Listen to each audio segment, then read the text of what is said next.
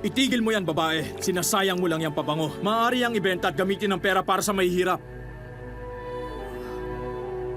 Pabayaan niyo siya. Hayaan niyong gawin niya ito bilang paghahanda para sa paglilibing sa akin. Habang panahoy kasama niyo ang mga mahihirap, ngunit ako'y hindi niyo kasama habang panahon. Anong ibig niyo sabihin?